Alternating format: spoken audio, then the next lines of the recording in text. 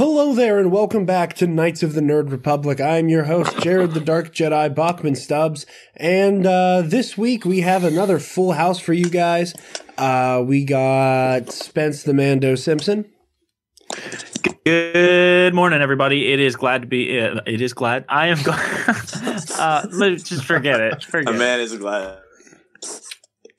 Yes, he is a glad indeed. We also have Darth Id himself, Mike Dolan.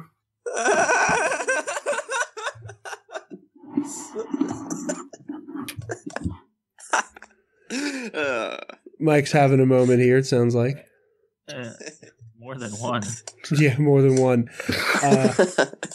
We also got the professor himself, Levi Baum. Yeah.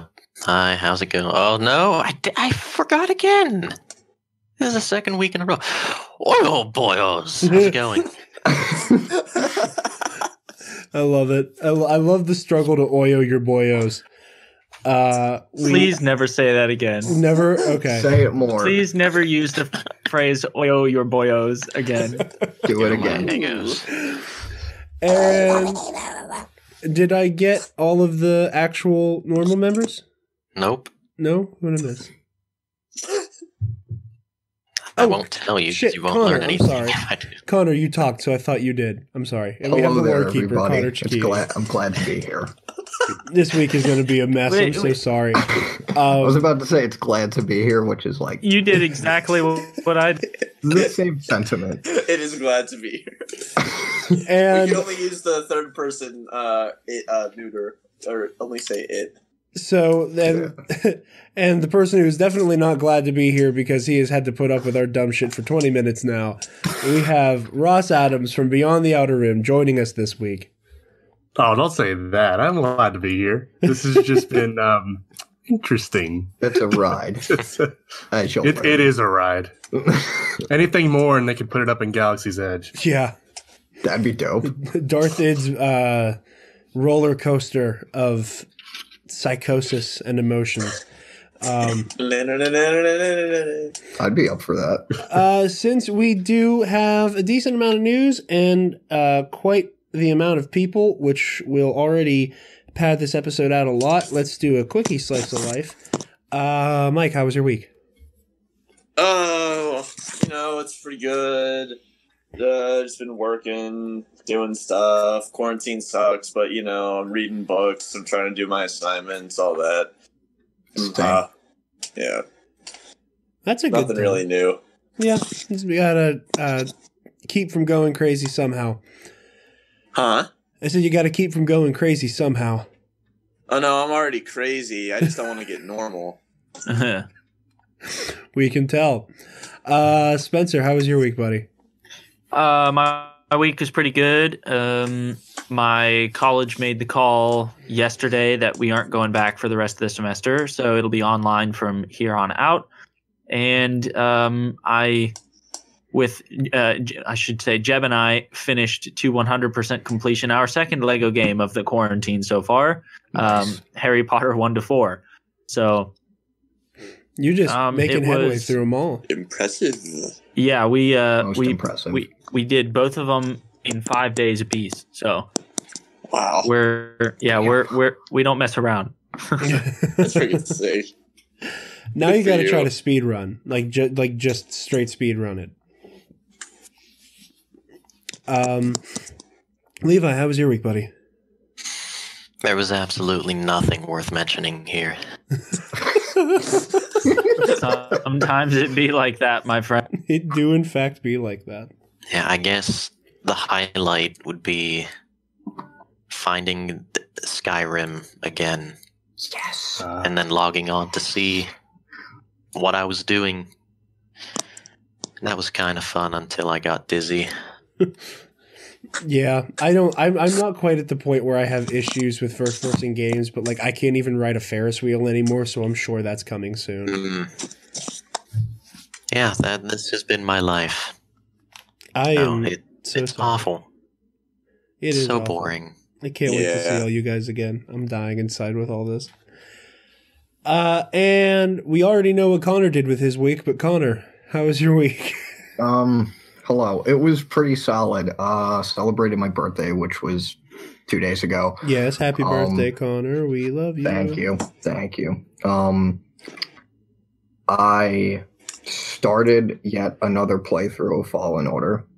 Wait, what? Ooh, Yeah. I'm not surprised. Not surprised. I'm not going to say how many times, but if one of you gets it right, I'll be very happy. This is your fifth. 7. This is my what? Fifth? 7. Nope. This is your 6th playthrough. 13. Correct. Levi. It is 6. Damn. And it is on Grandmaster. And let me tell you, you're going to hear me say one thing I thought I never would say, and you're never going to hear me say again. I truly hate this game right now. Yeah. Grandmaster is a hoot. I remember I jumped from story mode all the way to Grandmaster for my second playthrough. Like I didn't ease myself into it at all. Video where it just zoomed in on your face and you're like, I'm in danger. Yeah. That was basically how I felt going into that. But somehow I defeated Ogdo Bogdo on Grandmaster. Especially I hate after... that damn thing. I hate that damn thing.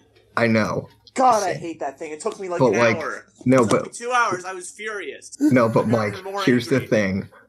There's this little trick where if you jump down on top of it, there will be a button prompt. And if you hit the button, you can hit it and take out like almost half its health before you even like actually fought it. And I screwed up on that. And I'm like, I'm dead. And then somehow I just kept parrying him perfectly. Well, I was like, oh my God, I might do this. What I always did was I always went to the mouth of the cave and would slash him. Then I'd jump back in, slash him, jump back in. And that took like forever though. Yeah, I can see why that took forever. God, but I was also on the last night actually, I was also on the Forced Toast podcast happy hour. They just had a Zoom hangout session and it was pretty fun. We just talked about some Star Wars here and there and other very weird real life topics, like especially during our quarantines and everything around us. So it was really fun. You know, yeah, I'd definitely do it again. And I'm sad I couldn't make it to that. It seemed like a good time. Yeah, I hope you can make it again. So, you know, there's the shout out, Forced Toast. Yeah, absolutely. Love the ladies of Forced Toast. Ross, how was your week, buddy? I'm an essential employee, so nothing has really changed for me except for how often I'm wearing masks and gloves at work. I work in home healthcare. Okay. Well, you're doing very important work out there, so thank you for everything you're doing. Absolutely. Other than that, highlights of my week probably were my group's Star Wars D&D session we had on Wednesday. Very fun. Nice. That sounds awesome. Yeah, they are. It's interesting because you have a couple people who have watched the movies and that's about it. And then you have a couple of people who know just as much of the canon and the legends as I do. So it's kind of like I have to stop them from metagaming sometimes. Mm-hmm. When they hear a character name or they hear an item, they just have to like contain themselves because they know everything about it, but their character doesn't. So I have to keep it grounded sometimes. And then getting Doom Eternal, with so much fun. I've just got it yesterday. I've already put 4 to 6 hours into it, somewhere around there. That's excellent. It was a pain because it turned out the game was so new that my graphics card needed to be updated. It just wouldn't play without an update, which took an extra 30 minutes on top of waiting for it to download when everyone else is on the internet at the same time and taking up the bandwidth. And it was quite a struggle sitting there waiting for that to download. Yeah, this week, just out of sheer like wanting to try something new that everybody's been telling me to, I for the first time bought and downloaded Grand Theft Auto on my Xbox and was stunned by the fact that game literally takes 12 hours to install. Which Holy crap. GTA 5? Yeah. Oh, I love that game. Yeah, so we can play it on the Such a Xbone now. huge game. Vroom, vroom. It is amazing that game is 7 years old. Oh and yeah, it it still looks it. manages to not drop under about $20 to $25. Yeah, I was stunned by that because Travis tried to convince me to download the remaster of Modern Warfare 2, and I was like, what the hell? Still Like, need to get that. I was like, I'll play a cheesy, political drama, like the army movie, whatever. And then because pretty Travis was like, accurate. dude, it's like $20. It's so worth it. I'm like, oh, well, hell yeah. Like, what the hell? I click on it and it's only $20 in the PlayStation store. It's $40 on Xbox. And I was like, I'm not blowing $40 on a game that I said from the jump is already mediocre. I am not doing that right now. I don't have that in me. Yeah, with that, we can hop right into the news from a galaxy far, far away. The what? The news. I heard like The news. The Newt. I heard nudes. newt. There are no nudes or newts. We only have news. I don't know about that one, Chief. And Connor. And our first story here, just a couple days ago, Star Wars published a nice little article running through all of the characters that we're going to be meeting in the High Republic. So very exciting stuff. Obviously, they give all the preamble that we've heard 1,000 times about the High Republic and all the stories therein. So we're going to jump in with the character bios here. We first have Avar Kriss. This is the one that I think is on the cover of the Light of the Jedi book, dead center, that everybody was saying looks like Jodie Whittaker. And the fact it looks like they've already cast her for an inevitable on-screen appearance. Avar is the brightest, most noble example of Jedihood. She always tries to see the good in people and situations and never puts herself first. She is invigorated about life on the frontier and the challenges it brings, and is an inspiration for those who work with her. She is compassionate, not dogmatic, and always ready to sacrifice herself over others. Avar Kriss is the best of the best. Then we have... I love this name. I will never get over this name. This is the most Name your Lord of son. the Rings. This is the most Lord of the Rings character that has ever been introduced to Star Wars.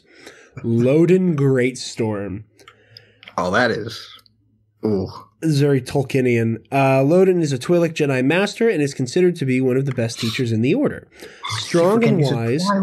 Yeah. That makes it better. Strong and wise with a good sense of humor, Loden looks at every moment as a learning experience, always trying to better himself and those around him, especially his Padawans. Which means he can't actually teach anyone because he's always just trying to learn. He Unless- never Not actually gets anything necessarily. done. Unless that's what Not makes him a great necessarily. teacher. Also, I'm very glad to see more things in canon come with different colored lightsabers. Yes. Loden having a yellow lightsaber just is great. Now we don't just see it on like the Sentinels or Rey. Yeah. We're seeing it in lots of other things. Yeah, and a bunch of the concept art, like there was a lot of different colors floating around in there. Like there was lots of yellow, lots of purple. I mean, granted, it was concept art, so you probably won't see it, but there was somebody toting around a black lightsaber, like the dark I saber. did. Mhm. So back when all Cool. that concept art dropped. But once again, we are handed yet another ugly male Twi'lek. Oh, that's fair. I mean, he's probably ridden a lot of heat storms in his life. So that's true. it gives us his withered, scrawny. His face Dull looks like he face. was in the original Planet of the Apes. I say. Okay, now I kind of see it. Now this is Oh, the part where jeez. Lucasfilm has to listen and recognize that Levi needs his sexy male Twi'lek. Equal representation, dude. Wait, did nobody else see Bib Fortuna? No one longer.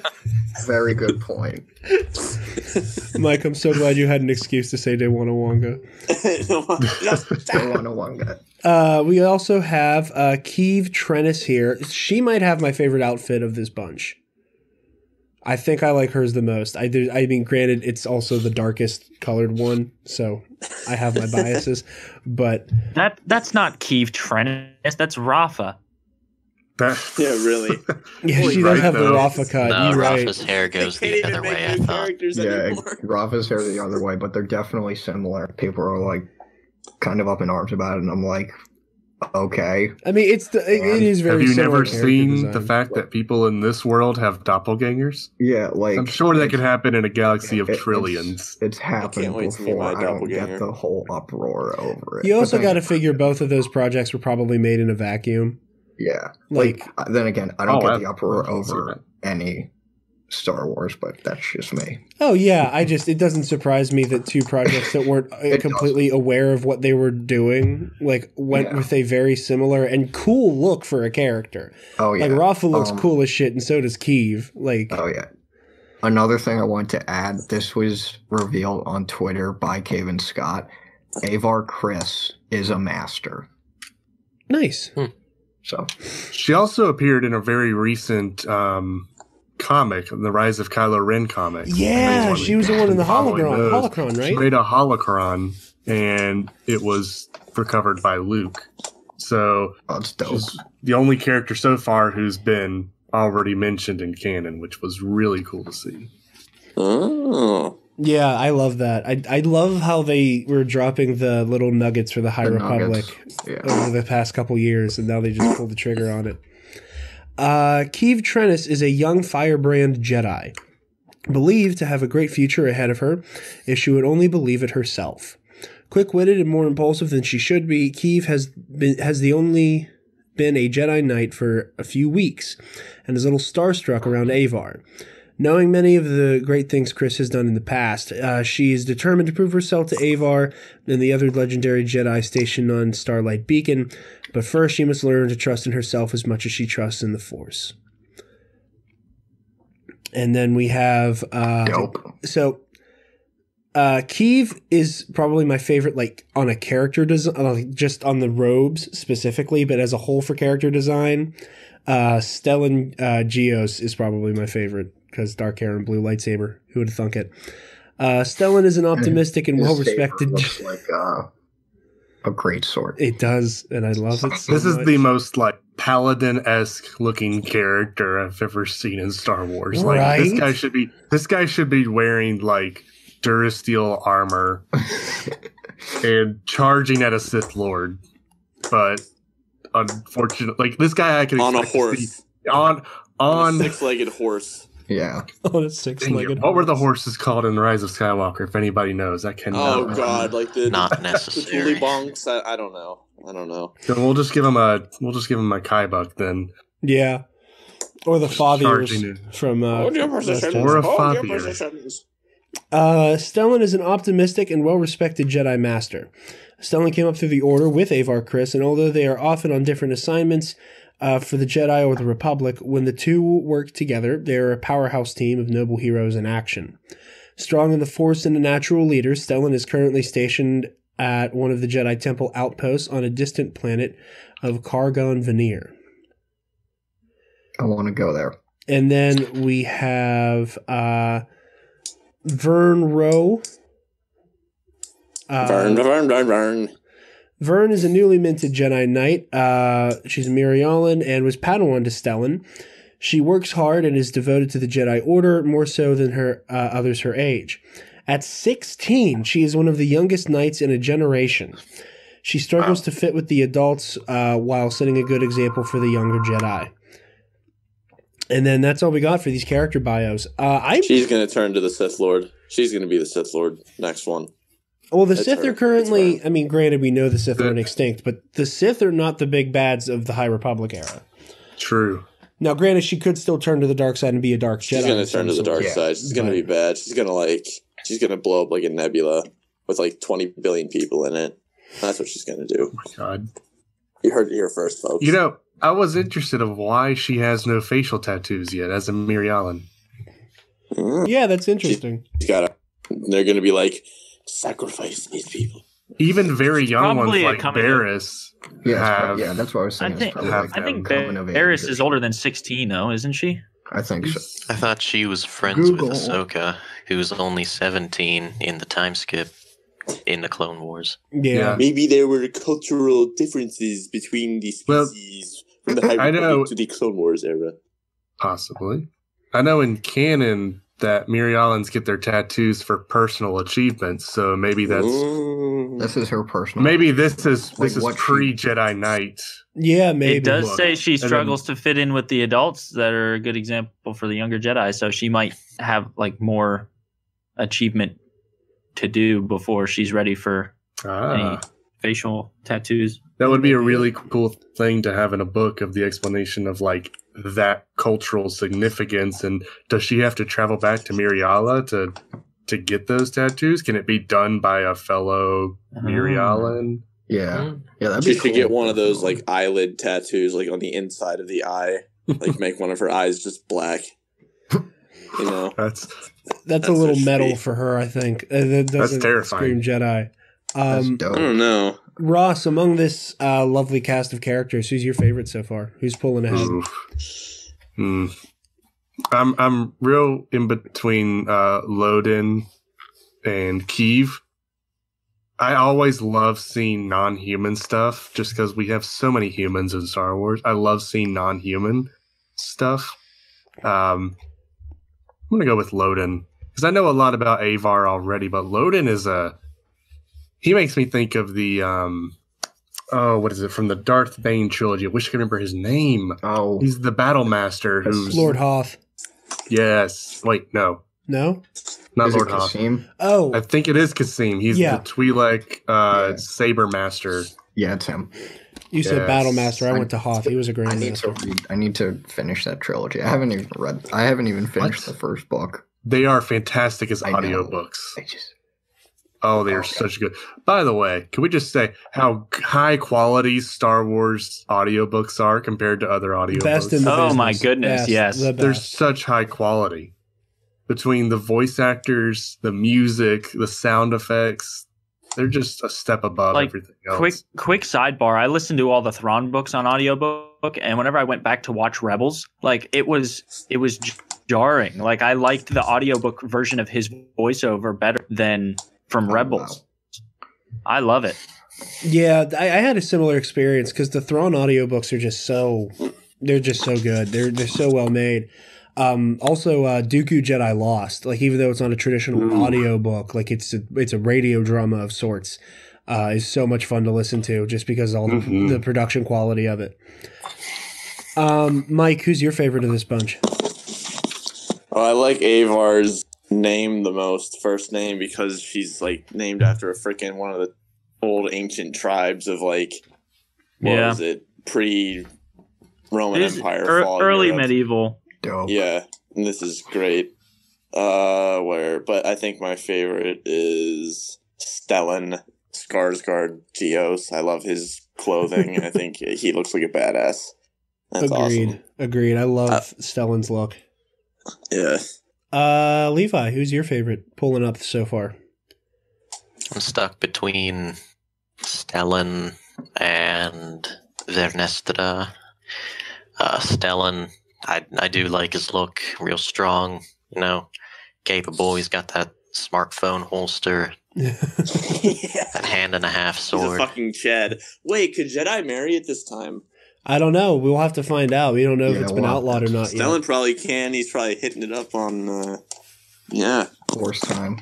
And then That was a real nice little Star thing. Wars about Tinder. Master Apprentice was seeing Rael Avaros like talk about that whole attachment thing, and Yeah. because there's a moment where he has like I think it's a woman walking out of his room, and Qui-Gon kind of looks at him like, "Really, dude?" And he's like, "What? I'm not attached to her." Rael Avaros is the ultimate Wow. himbo in Star Wars, and I love him for it. and I would then- love to see him in live action somehow. Oh, I know. Me too. I would kill for Rael Avaros to have an on-screen presence. I'm very interested in Vern's struggle, I guess, or conflict to be at peace with herself, with in regards to being a young knight. Yeah, I'm looking forward to her story too. That's going to be a fun one. Especially with what Ross brought up. Like, I'd like to see the whole face tattoos being a plot element. I'd like to see that be her, final anointment. Like, yes, I'm a knight, but like now I have the I have another test to pass. I have to, I've passed the test of the Jedi culture that I I've need to become a pass the part test of. of the Mary Ellen. Now I have to take like the test that is ingrained in her heritage, which would be fun.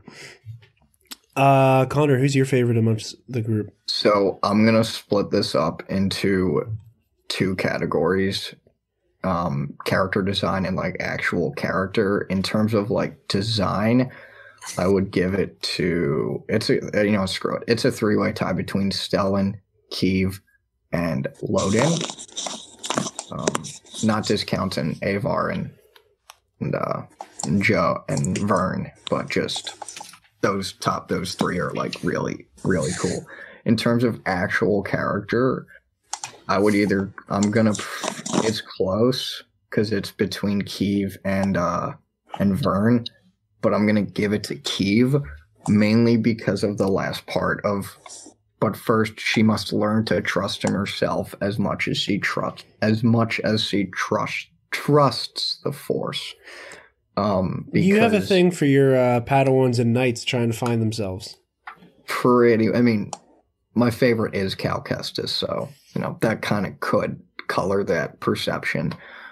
But just like that whole thing of just finding yourself as a Jedi, which is why I'm most interested in Keeve's story and Rose's story more than anyone else's. Like, not discounting their stories, because Loden, I like Loden's arc of he looks at everything as a learning experience, and as a Jedi Master, that's like really interesting to me, because you'd think as a Master typically they kind of like know what's going on, and they don't look at everything as a learning experience. They look at like some things here and there, but like everything, that's got me intrigued. So yeah, that's a good way to think of it. Yeah.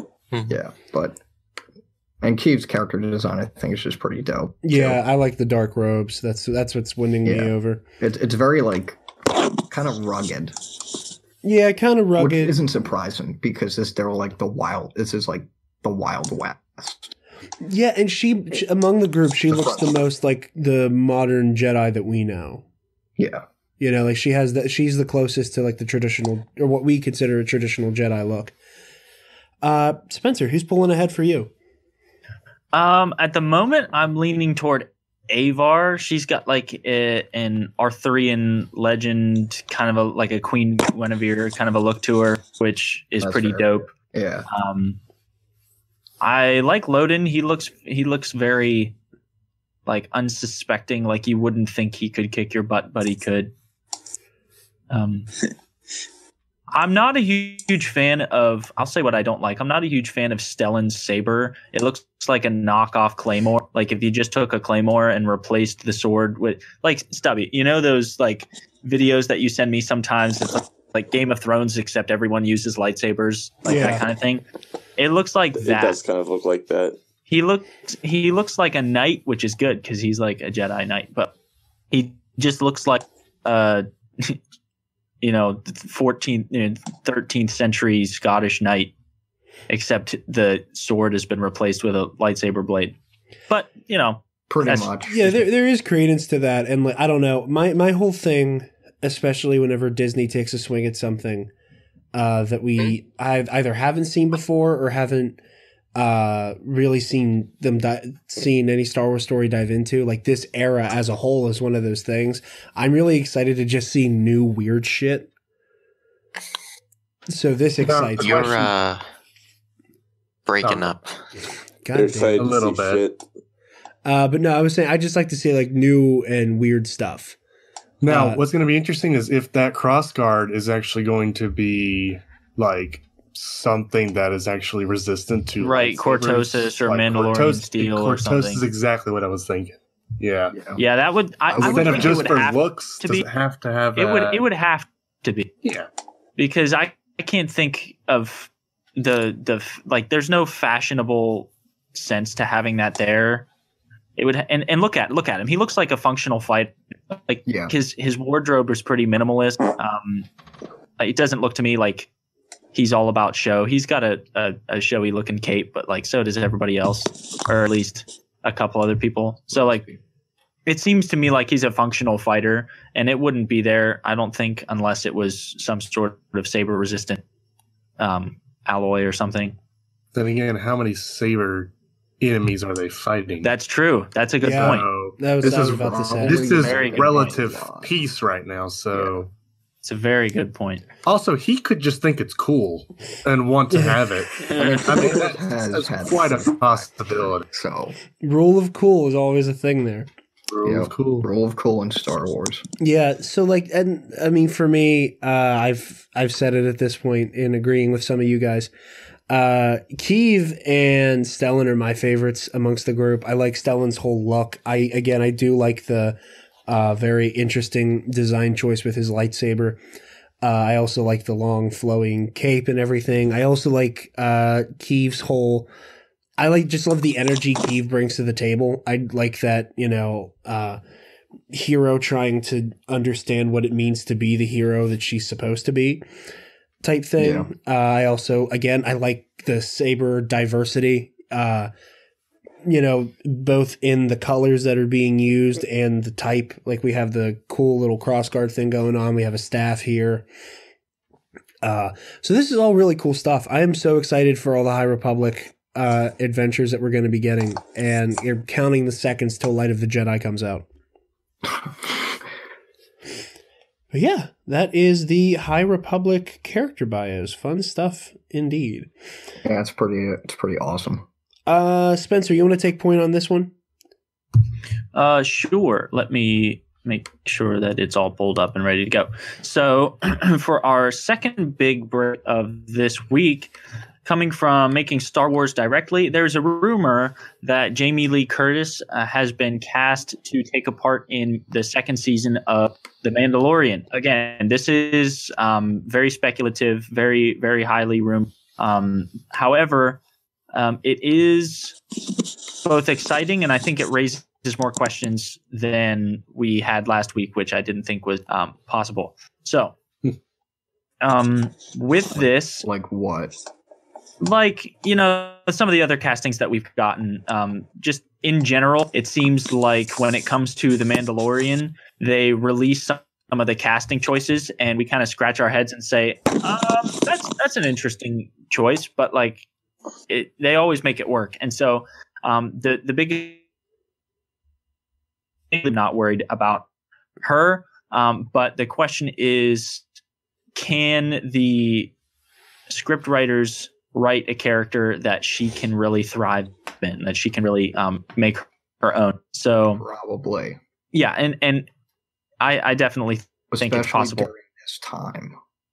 Yeah, I mean, many Jamie Lee Curtis movies, but I've seen from discussions and other people that she's just this sort of like very versatile. She doesn't take any crap, and very versatile, badass. So like, definitely during this lawless time, they could definitely write a character for her to thrive in. Yeah, in the article, Jason says that he can see her playing something like an ex-Imperial that turned rebel or something like that, like a really powerful part. So another never mind. But thoughts going around, Jared? This excites me. The Mandalorian has done a lot of great things so far. However, one of the things that I think it has hit out of the park consistently has been casting. I think I don't think they've missed the mark with anybody they've brought onto the show. And, like you said, Spencer, there were a couple with season 1 that I just kind of scratched my head with, where I was like, Danny Glover's in Star Wars now? Yeah. Apollo Creed runs the Bounty Hunters Guild. Okay, I'm down for it. Taika Waititi's playing an assassin droid. This is interesting. So I've had, I wouldn't say that I've had my doubts, but I've been very like, oh, this is interesting. It's the way they cast The Mandalorian. It's almost like whenever a new Marvel movie has its cast announced, and you just kind of sit there like, this is not what I was expecting. Like nobody was prepared for Paul Rudd to play Ant-Man. You know, and everybody was left scratching their head about that, and now he's synonymous with the role. So I'm very excited for this. I would like to see, and this is just a weird request, just because I know how good Jamie Lee Curtis is. I kind of like to see her work through some type of like makeup prosthesis. That'd be cool. And that's for some reason that was something I was thinking. You know, have her play a non-human. I think that would be interesting. Granted, you do get into the debate of when you hire somebody like a Jamie Lee Curtis, why the hell would you cover up their face? But that's true. You know, they got Nick Nolte to just do a voiceover for Queel. So true. Then you make Jamie Lee Curtis a near human. Yeah. You make her a Mary Allen. You give her some facial tattoos. She keeps the short hair if she wants. Go for it. No, absolutely not. We go full bore. We make her a Keldor. You do not see her face. You can barely hear her voice. It's distorted through the face, the rebreather. That's just cruel. I don't envy anyone that has to play Plo Koon live action. Or any Keldor for that matter. Yeah. That's pretty... Mike, Levi, your thoughts on this?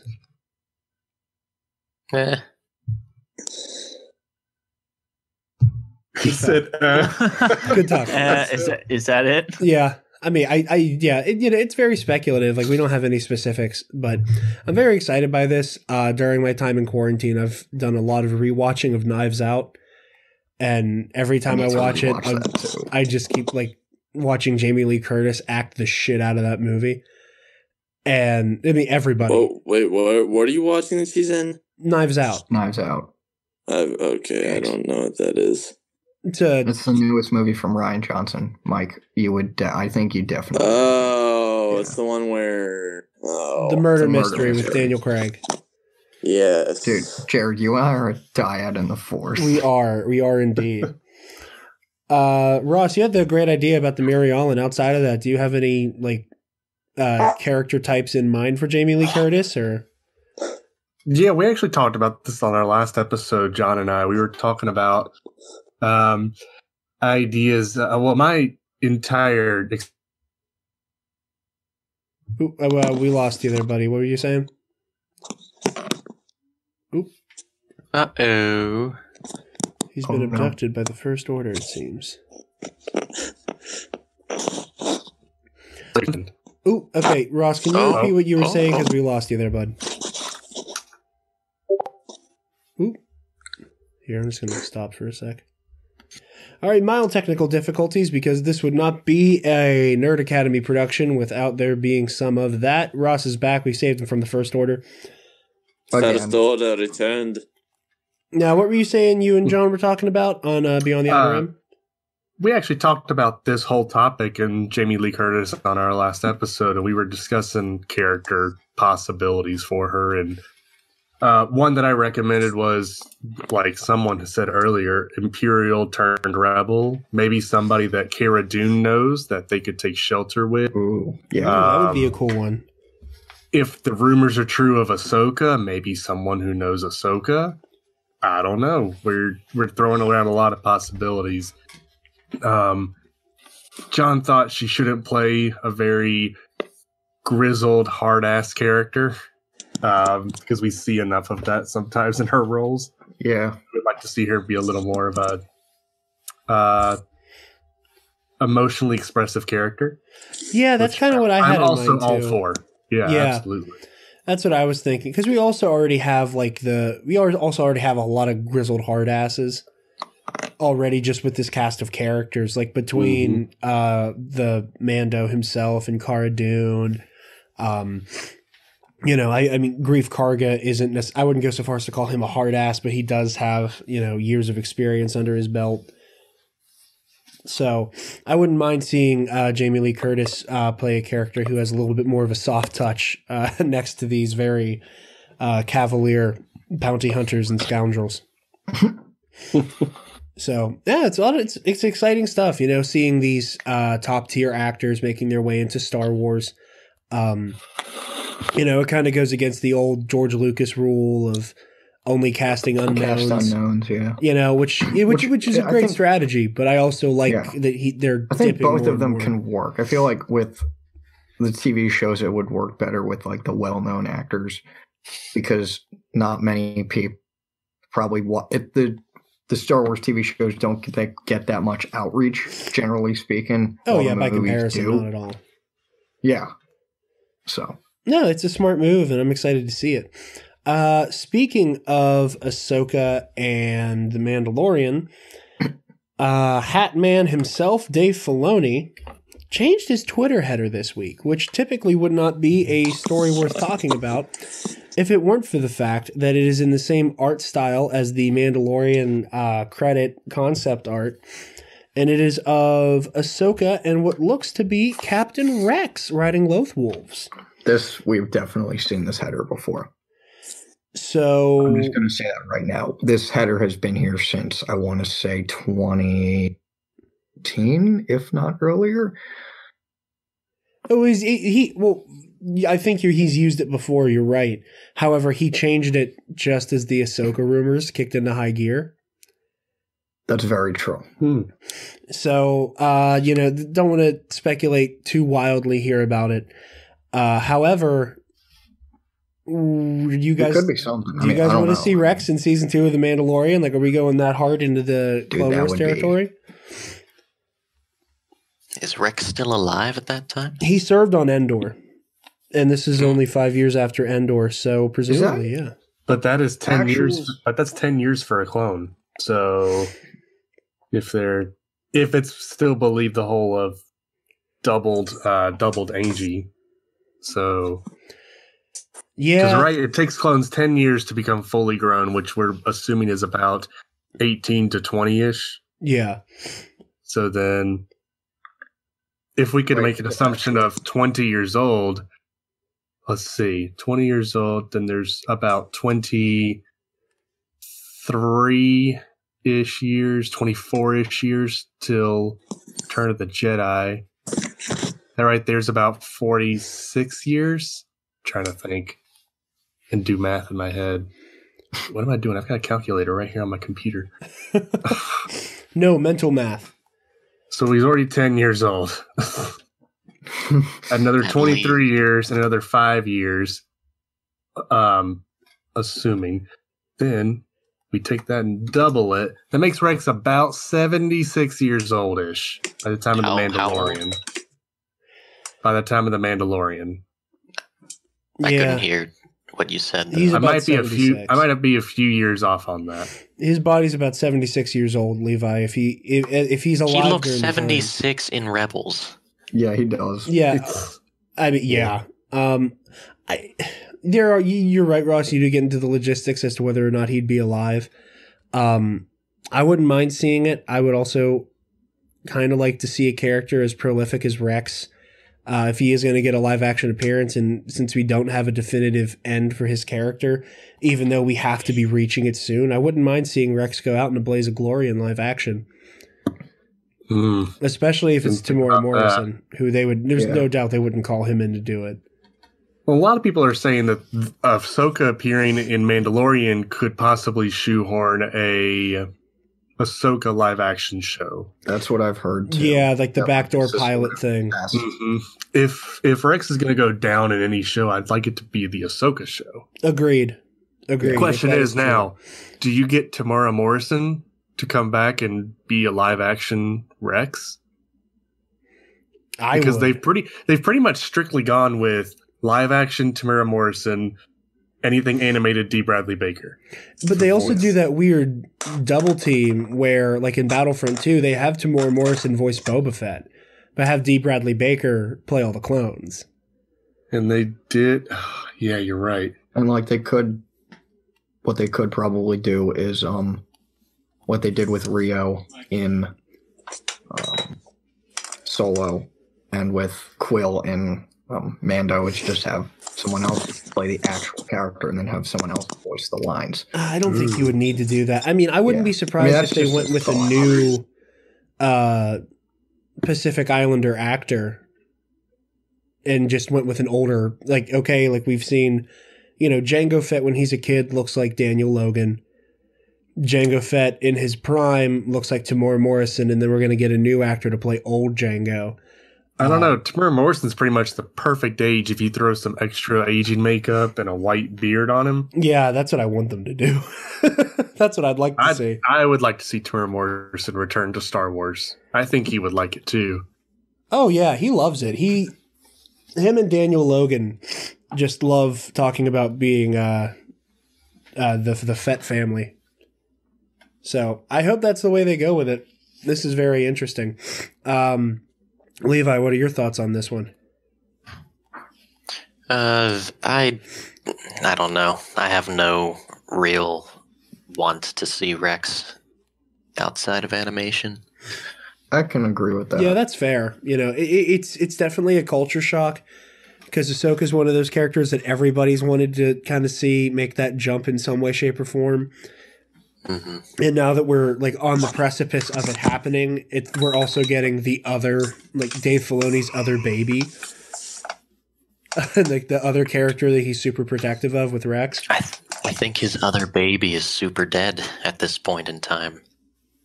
Oh, you don't think Rex would have lived that long? Or he and the other clones just look really old by the time Rebels comes along, and then he served an Endor. I don't know. I think if we're sticking with the canon of clones age progressively fast, then I think we're stretching him out just a little too far. Who says he has Just to be for an the action sake of- character? what was that? Who says he has to be an action character? It could just be someone who leads them along to, say, someone like Ahsoka. Oh, I mean, Maybe, but he's holding a gun. you're right. But I would be disappointed if Rex didn't get to see any action. Like, again, like I know he's incredibly old, but like he's also genetically engineered to be a great soldier. Also have to think, we've seen people here on Earth who are in their 70s and 80s still running marathons and stuff. Yeah. So Yeah. I would say a soldier of anybody, a soldier is going to keep up that physical physique. And that soldier physique could still kind of like a Kenobi on Tatooine. Very old looking, but absolutely can kick ass whenever he wants to. Absolutely. I just find this very interesting, and I am, getting really excited for season 2 of The Mandalorian because of all of this, the slow drip of content coming to us. Levi, you want to take point on this next one? I have no idea who this person is, so no. Okay, I'll read through it then. Lucasfilm hires Joby Harold as new writer for Obi-Wan Kenobi Disney Plus series. The Obi-Wan Kenobi Disney Plus series is currently scheduled to begin production in January of 2021. After writing delays pushed the production back, Lucasfilm has reportedly hired Joby Harold to take over as the writer of the series, which is scheduled to begin shooting in 9 months. According to Variety, Lucasfilm tapped Harold to take over finishing the scripts for Kenobi after the last writer was jettisoned from the project in January. Who is Harold? That is a completely fair question. Harold's writing track record is pretty thin for someone brought on to write a very important project for Star Wars. He's never written for television. His only 2 writing credits to date are the Hayden Christensen film Awake and 2017's King Arthur Legend of the Sword.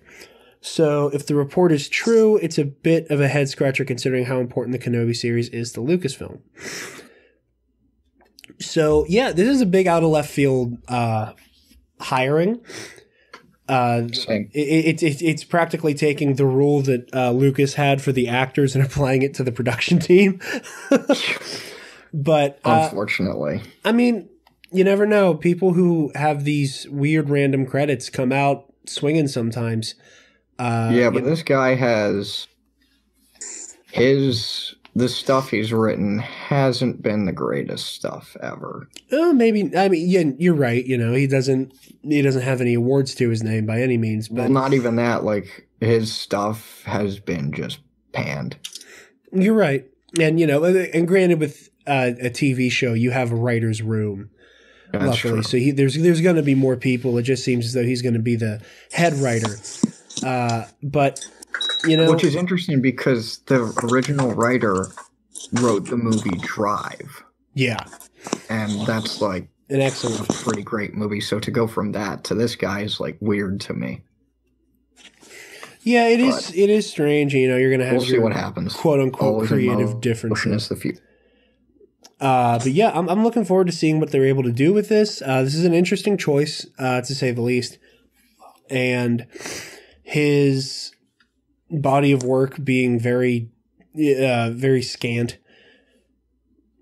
Yeah, it's interesting. You know, like Marvel does that a lot, where like there will be a director who will hit it out of the park with like a couple smaller movies that do really well critically, and then they'll hire that person.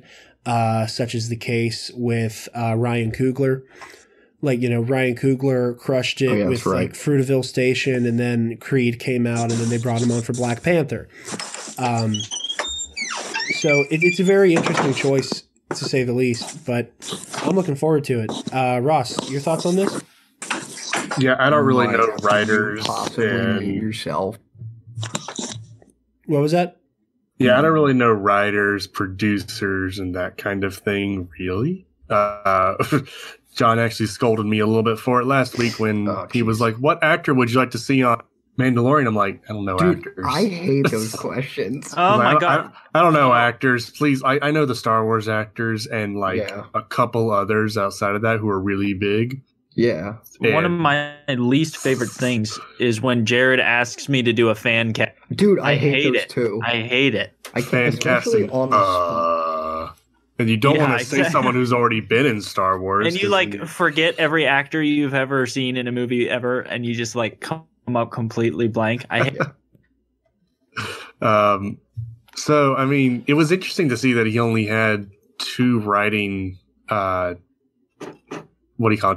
credits so far. But then again, from what I understand, there wasn't a lot of credits for Rian Johnson when he was chosen for episode 8, and he literally hit it out of the park with movie. His films before episode 8 were pretty freaking good, and he directed like what is generally speaking universally acclaimed as one of the best episodes of Breaking Bad. I knew about that. Yeah, and he wrote and directed Looper, Brick, and I think the Brothers Bloom before Last Jedi. That's the thing. I've seen Brick and Looper, and I can confidently say they are fantastic films. I personally had never seen any of those before seeing The Last Jedi. Same. And it's what made me turn around and... So, if this guy's relatively, putting that in air quotes, unknown for a lot of writing credits, I see it as a positive. Could bring something to Star Wars that we may not never have seen before, and someone may not have considered because they were too focused on the specific formula you think you have to have for Star Wars. Could bring something very new. Yeah, not only that, you know, when you bring on an unknown for this type of job, you don't have people kind of combing through the body of work to like try to find a pattern and be like, well, this is how he's going to write Star Wars because this is how he writes XYZ. Yeah.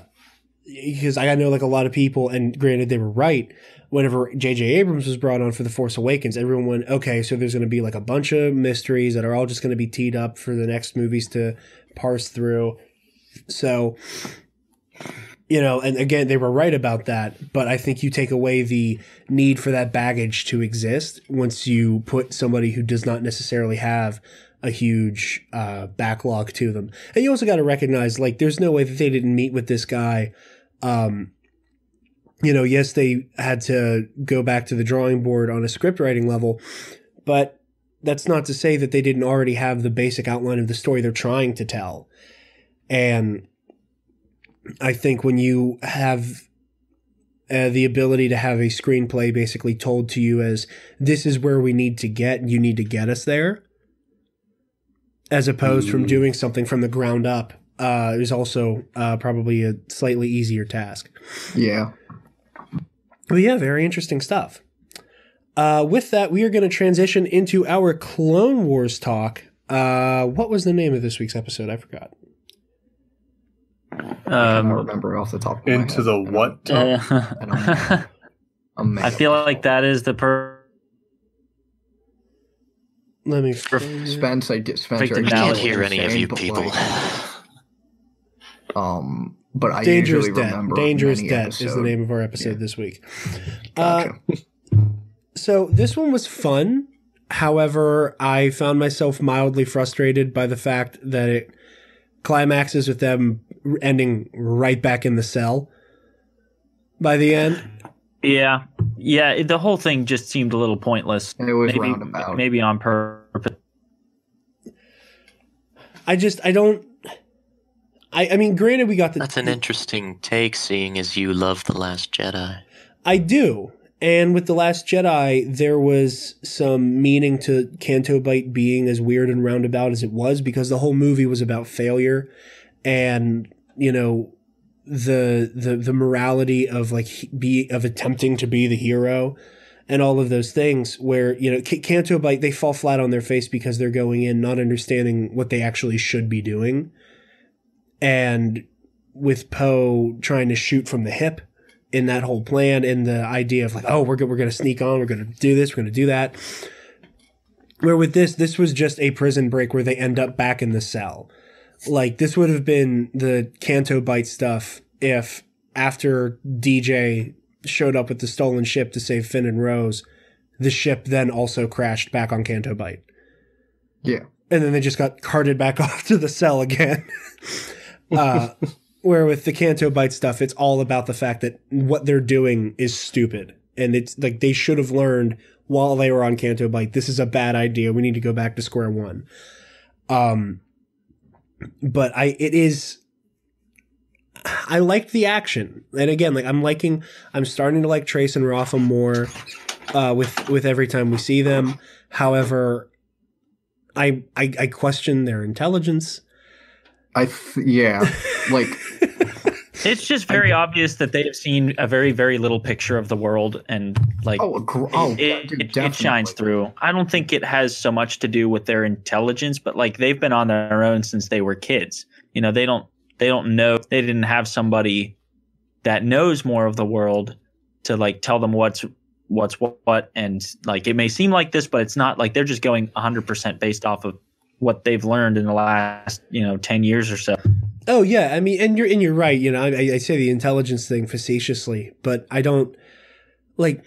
At what point do they realize that there's something wrong with Ahsoka? Like, that's the part that's frustrating me, is that like she's like in this episode she got way more brazen with the way that she's using the Force. Yeah. Oh yeah. But she's hidden it. Not well. Like she jumped over their heads. And like even Rafa even goes, that's not normal. And at what and then she diverted her attention. Yeah, I just hate the whole we're gonna hide the Force powers thing. It's just so I hate it. I think it's stupid. I don't like stories like this. I don't mind it as long. Like, suspense. I mean, to me, that as a concept, I think is really interesting. So it's just nice for it to. It's nice for me, at least, to see it in action, probably because I've never really have been exposed to that story concept in Star Wars. Well, because it's them and the Pikes. Like, the Pikes are seeing her do it, too. Yeah. Like, we see that, like, the Pikes have, like, security hologram going the whole time, so how are the Pikes not going, whoa, is that a Jedi? Did she just throw crates on top of those guys with her mind? And the fact that none of them are calling attention to it, like I'm at my wit's end, and I'm ready for this arc to be over so we can get back to the war itself. Ross, how did you feel about this week's episode? I thoroughly enjoyed it. Yeah, but that's been me every single episode. I even enjoyed the other episode. I don't remember if it was the last episode or not. My mind is kind of not following the episode orders as it should, I'm sure. Where Ahsoka first meets Rafa. That would have been 2 episodes ago, but yeah. Was 2 episodes ago. I even liked that episode. And I know a lot of people did not like it because they were just like, gosh, we're just seeing filler now. It's cool to see Ahsoka, but also Character growth. There you go. Exactly. We need character growth. We need explanation for To why make characters more these important than characters. story. Because Mhm. character is story. Exactly. So Yeah, But and also, there's something this to was a enjoy very about these important episodes. episode because we got this extra little plot in here of who Bo-Katan. are these characters following I'm pretty sure it's Ahsoka Bo. also. Oh my god. That's what I said as soon as I saw it. I go, okay, Yes. that's gotta be Bo-Katan. Who else would have seen Ahsoka already? But who's Yeah. Bo-Katan again? No. She's the Bo-Katan Mandalorian. is- Oh, sorry. You Oh got no, this, Ross. I'm sorry. No, you're good. She's the Mandalorian who is the she's the sister of Satine. Satine of Duchess Satine. Mm. She's wanting. It looks like she's wanting to recruit Ahsoka to lead a revolt against Maul and his Death Watch. Yep. I see. His Death Watch fragment. Fragment. So, from yeah. what I understand, it's actually Ursa Wren. Are you Sabine's mother. serious? Yeah. Dude, that makes it even better. So That actually would be even cooler. Wait, who's Ursa Holy Wren? crap. Sabine, the Mandalorian from Sabine Rebels, Wren's her mom. mother. Huh? Her what? Mother. Her mom. Oh. That would be incredibly dope. Yeah, I like that a lot, and I liked it. Ooh. And I think that was the highlight of the episode for me, was seeing that like what the next step is, and seeing how Ahsoka is going to get wrapped back into this conflict, is going to get pulled back into helping push Maul from Mandalore.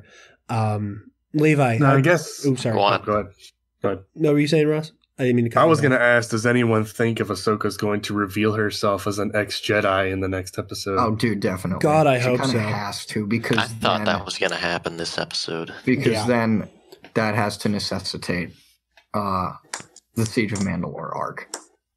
So I think it also has to do with it would establish trust between, like Between true the two trust sisters. between the sisters and and I think Ahsoka, they're because definitely like otherwise she's not holding anything back now. They can truly trust her now.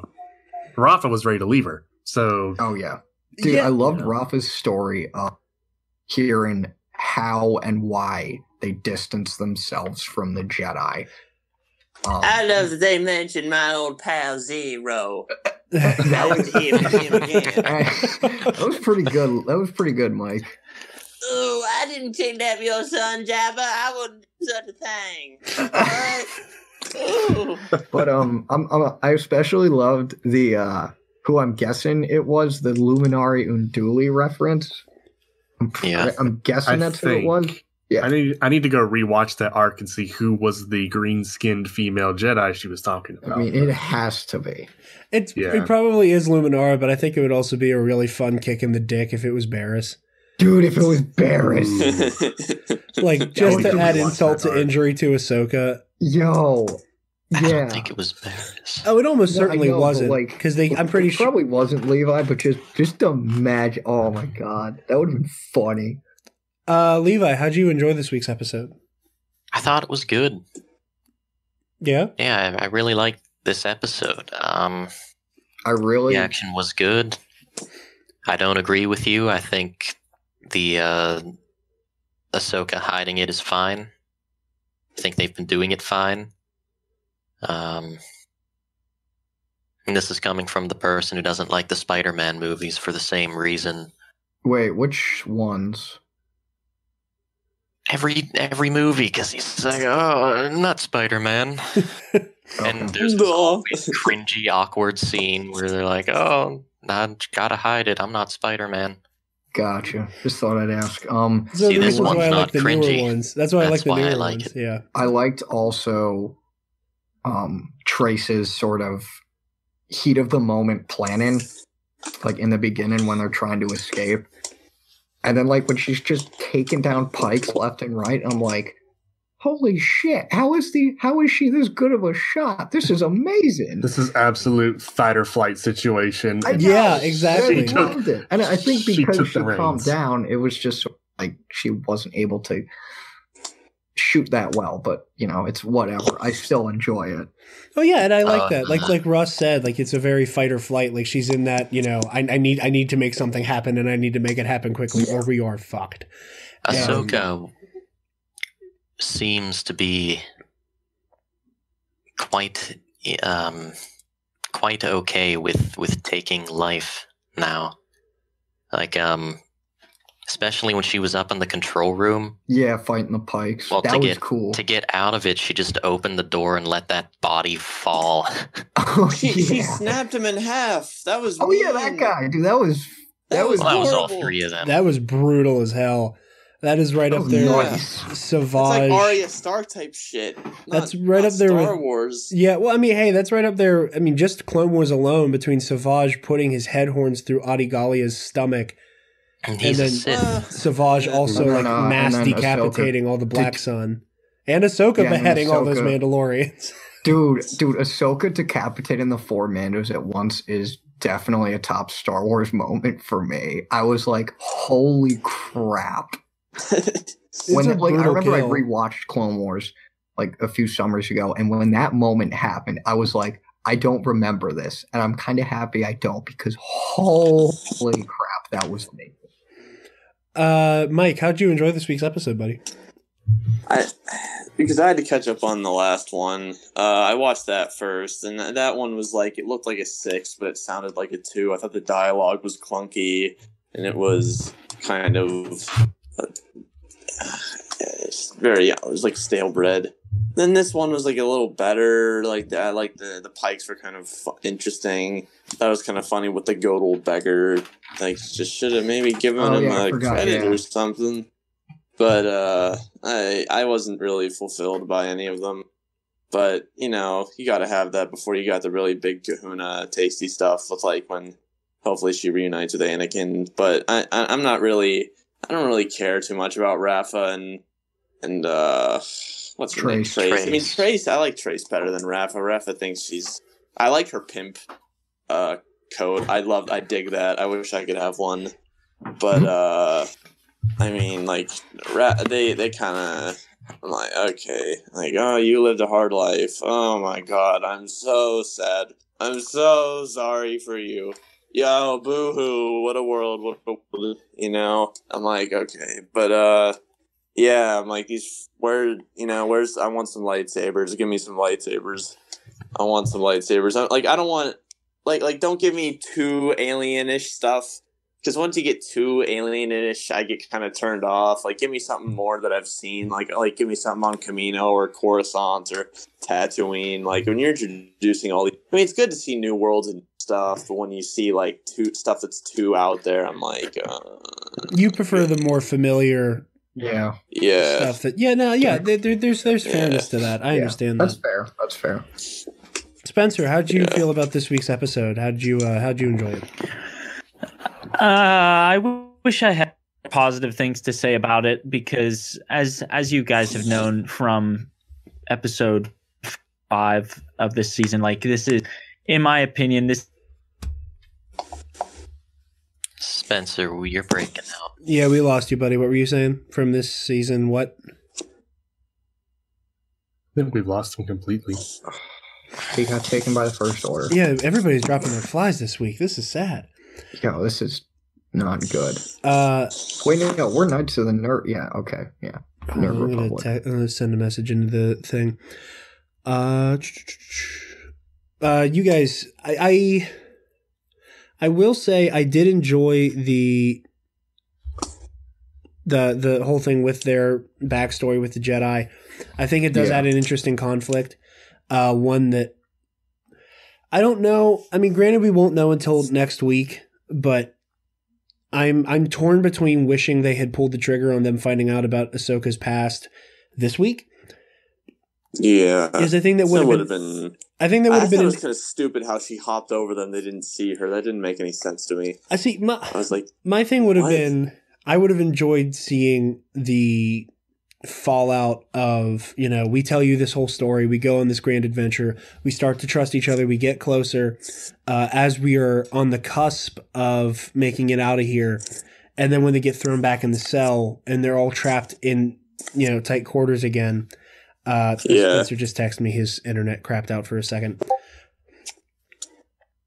To have them come back into the cell and have them find out about it and be forced into learning about her past Jedihood, the conflict that would come from that, and them going, "Oh, we thought you could trust you. You're just one of the assholes who got our parents killed. You're just one of them. You're just one of them."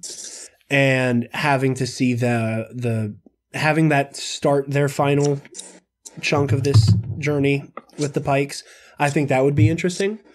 However, they could very well have a fun moment where, they kind of fall into trusting Ahsoka because of everything that's happening, and then at the final moments, the bomb is dropped on them when they're like, "Oh, by the way, she's an ex-Jedi."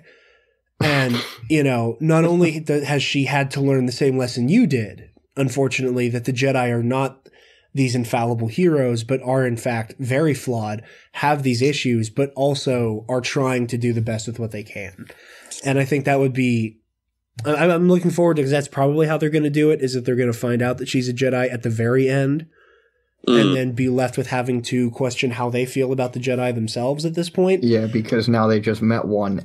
She's been pretty compassionate and helpful towards them. But and save their lives, each of them. General viewpoint of the Jedi is negative. They're like, what do we do?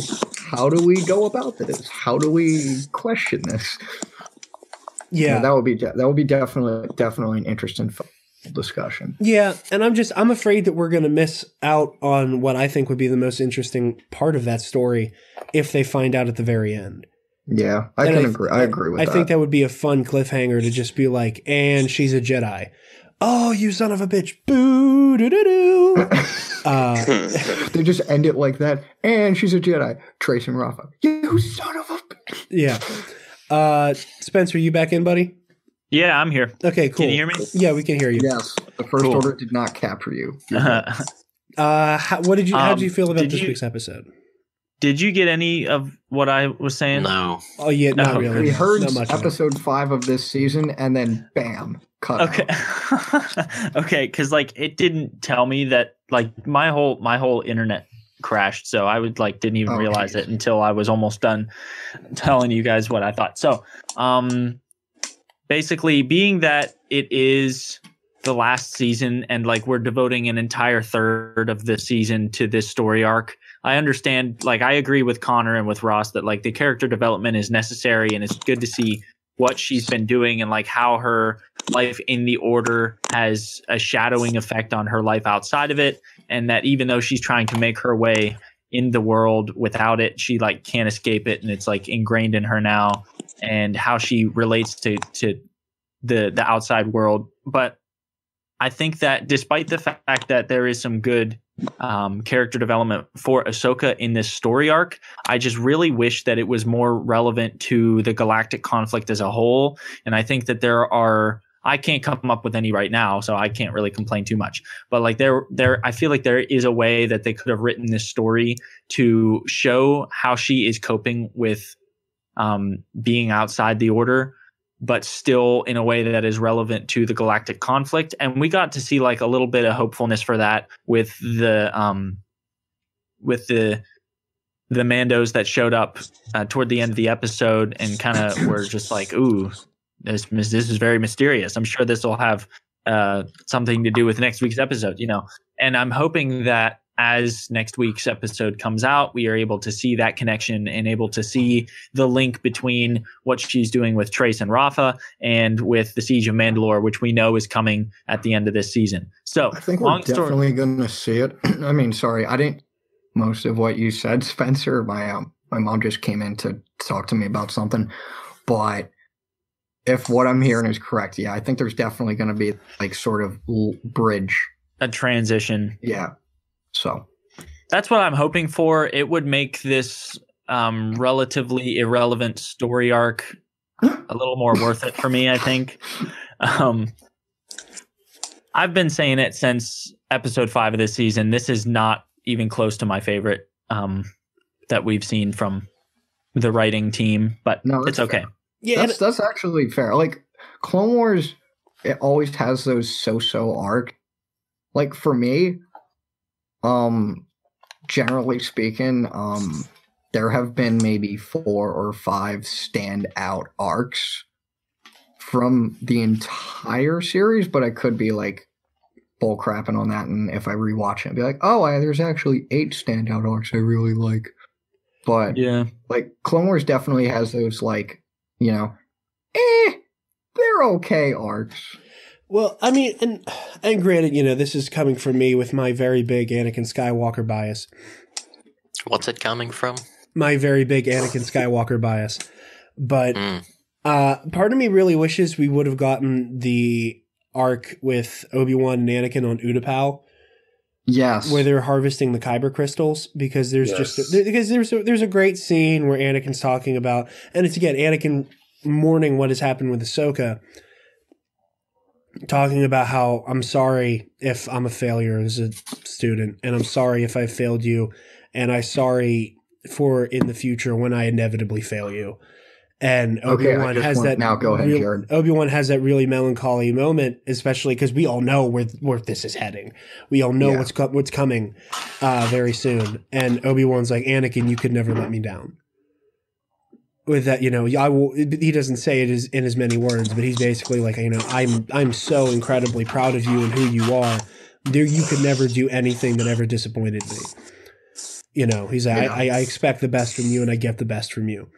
Yeah, I think like with like now that you mention it, Jared, it would be cool if we got some more of the unfinished arcs, like not the arcs that have been like put into like books like Dark Disciple, like for instance, one of the arcs that actually 2 of the arcs that I'd really like to see, both written by Matt Miknovitz, was one on with Yoda and the Bad Batch on Kashyyyk. Yep. And the one unfinished reel with Cad Bane and Boba Fett. Yeah, I know Levi's really hoping we get a little bit of that. Yeah, I would love that.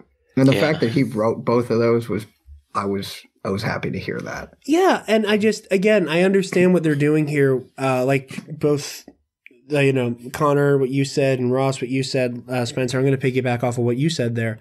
Like, I get showing how Ahsoka is living with not being a Jedi and not being able to have an active role in protecting the galaxy, and that weird feeling that she gets from not being able to have that place in the galaxy anymore.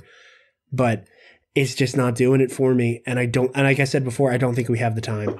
I really don't think we have the time for it in this season. Like, I think the one downside, like, I see where Filoni's going, and I think he has good intentions with what he wants to do with this, but I think the downside, not for me, like, a little bit for me personally, but more so for others here, is the fact that, like, I think he just wants to showcase Ahsoka as much as possible, and that's sort of the downside of him having her as his favorite character, to me. Yeah, and but he's done her so well in these episodes, and I think that, like, it's a tiny bit of a downside to me, but still a downside. So, fair enough. Like, there's definitely more arcs that could serve the story and be a more epic story than in this. But, like, then again, you know, we get what we get. I'm not complaining. Yeah. So. I'm like I said, yeah, and at its core, I'm just happy Clone Wars is back. Like, you know, I can't complain too much because this show is finally back on the air, and I'm loving it. Even when I don't love the episodes, I'm loving that I'm watching it. Yeah. Agreed. Ross, how would you like to see this arc conclude? I know what I would like, but I also see what would like happen. Anyways. I'd like the Mandalorians to kind of swoop in and do their thing. And I'd love to see a reunion between, as much as I would like to see Bo-Katan, I would really like to see Ursa Wren so much more now that I don't remember who said it, but holy crap, that's such a better choice. She obviously was amazing in her youth, and now we can finally see that. Yeah. It'd be a great way Also, I can't remember at the moment. Did we have any confirmation that Bo-Katan didn't get imprisoned by Maul and Death Watch? I don't know if there is any word on that in either direction yet. As far as I know, no. I'm just gonna do a quick search. Because if it wasn't Bo-Katan, it would be a cool thing for Ursa to be like, we need to break out these people and lead a revolt. And then an episode of them breaking out Bo-Katan and some of her followers, and then maybe the complete opposite of what happened in the Clone Wars, where the people who are going to go against Maul and the Death Watch meet up on the moon of Mandalore. Yeah. And they convene there. Yeah, a couple things I'd like to see happen is a Mandalorian breakout and just see Mandalorians in action in this show again. Yeah. That would be a lot of fun. Ahsoka revealing herself as a Jedi or an ex-Jedi. Yeah. Maybe not even say say I used to be a Jedi, that used to be my life. Something like that, where she's not so straight up. Because I feel like it needs to sound kind of sort of relate to her in Rebels being like, I'm not a Jedi. And that needs to be I'm not a Jedi. I walked away from that. I'd like to see, and I can't remember his name, the little what's the word? Little right-hand man pike that keeps coming after them. Oh, I'd like to see him just get owned in some way. He doesn't necessarily have to die, but just a solid Ahsoka punch in the face or something. Oh yeah. a nice Togrutan boot in the mouth. A nice Togrutan boot in the mouth. But yeah, I'm looking forward to seeing how everything wraps up. Obviously, we're full steam ahead for the Siege of Mandalore, and I think that I don't want to. How do I put this? I don't want to say that I think Lucasfilm deliberately put aggressively a mediocre arc before what is probably going to be absolutely amazing. But that said, I think it's kind of great that we're going to go from one that's like, okay, I'm done with this now, and go straight into what is going to be just balls to the wall action for these final 4 episodes. Yeah. But yeah, very exciting stuff. Obviously, we'll be right back here, same time next week, to talk all about the ending of this arc. With that, that is all we have for you guys this week. So, Connor, where can the lovely people find you? They can find me on at Depa Banana. They can find me on Instagram at ConmanJ, and they can find me on Facebook, admin in the Alliance of Star Wars Fanatics. That they can. So, Levi, where can the lovely people find you, my friend? You can find me on Twitter at LeviBomb. And that's it. Simple. I like it. Straight to the point. Mike, where can the lovely people find you on the social medias? Darthid415 on Twitter and Maker Durling45 on Instagram. We all were marveling at the selfie you posted last night. You were looking fine, my friend. Yeah, that was pretty good. I can't cut my damn hair because they claim that hair is not essential. Dude, I'm so happy I got without my hair, we haircut wouldn't be attracted this. to anyone. Mike, you look hot as hell in that picture. I don't know what you're talking about. I did? Oh, God. You look like an absolute snack. You flatter me. Spencer, where can the lovely people find you, my friend? You can find me on Instagram at SpenceManCosplay and on Twitter at SpenceMan49. Excellent. And Ross, where can the lovely people find you and the amazing Beyond the Outer Rim podcast? What was that last part? Where can everybody find you and Beyond the Outer Rim? Oh, yeah. You can find me at Instagram, RossAdams968. You can find me on Twitter at KylosWren. That's KYLOSWREN. You can find me on Steam. Come play Rocket League with me at Radams. And for Beyond the Outer Rim, you can find us on, and I need to look them up real quick because I don't remember them off the top of my head. We have different ones for different places. Instagram at Beyond the Outer Rim Podcast. You can find us on Twitter at Outer Rim Podcast. Facebook, search for Beyond the Outer Rim Podcast. And you can find our episodes anywhere that you can find podcast episodes. Apple, okay, it's not iTunes anymore. It's like Apple Podcast or something like that. Yeah. Apple Podcasts, Spotify, Stitcher, Pod Addict, just about anywhere, or the Cinema Shelf website. Yeah, lots of fun stuff coming from you guys. I got the pleasure of sitting down and getting interviewed by the birthday boy, Jonathan Stubbs. No relation there. But yeah, you guys are great, and I love listening to your show, and I'm so happy that you joined us this week, Ross. It's a pleasure. Thank you so much. Yeah. Sam, it was awesome having you on. Thank you so much. I hate that Jonathan couldn't make it, but he is a father now, as for a few months. Okay. I think his child's about 8 months old. Yeah. I feel like I should know that. That sounds about He's probably right. talking about it. He's a father and an essential employee, and so his life has not slowed down one bit due to all of this. Yeah, my life hasn't either. Like, it's just, I'm still going 100%. Hasn't really changed. I'm just staying home a little bit more often than I always do anyways.